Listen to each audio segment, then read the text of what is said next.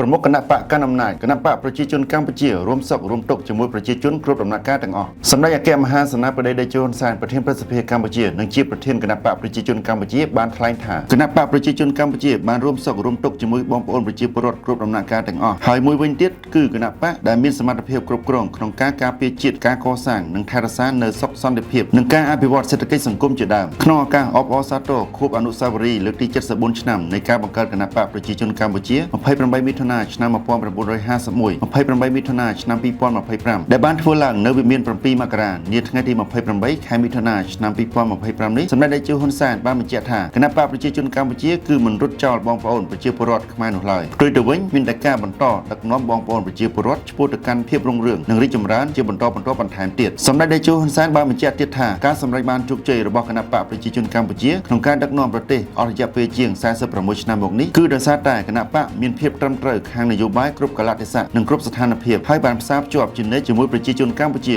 ពោលគឺហ៊ានគិតហ៊ានថាហ៊ានធ្វើនិងហ៊ានទទួលខុសត្រូវដែលធ្វើឲ្យប្រជាជនស្រឡាញ់និងជឿជាក់លើគណៈបករហូតមកដល់សប្តាហ៍ថ្ងៃនេះជាមួយគ្នានេះដែរសម្ដេចតេជោហ៊ុនសែនមានប្រសាសន៍ទៀតថាគណៈបកប្រជាជនកម្ពុជាគឺគណៈបកដែលមានរចនាសម្ព័ន្ធចាត់តាំងរឹងមាំពីលើរហូតដល់ក្រោមមានសមាជិកច្រើនកុះករនិងមានរបៀបធ្វើការច្បាស់លាស់និងម៉ត់ចត់ហើយមួយវិញទៀតមានជួរមន្ត្រីដែលស្មោះត្រង់មានសមត្ថភាពគុណធម៌និងសិលធម៌គណៈបកប្រជាជនកម្ពុជាមានការគិតគូរយ៉ាងម៉ត់ចត់ល្អិតល្អន់ក្នុងការកសាងចំនួនដែលត្រូវបន្តវេនប្រកបដោយសាមគ្គីភាពឯកភាពផ្ទៃក្នុងរឹងមាំគ្មានការរង្គោះរង្គើនោះឡើយខ្ញុំបាទចន្ទរាពី Love Cambodia Hot News TV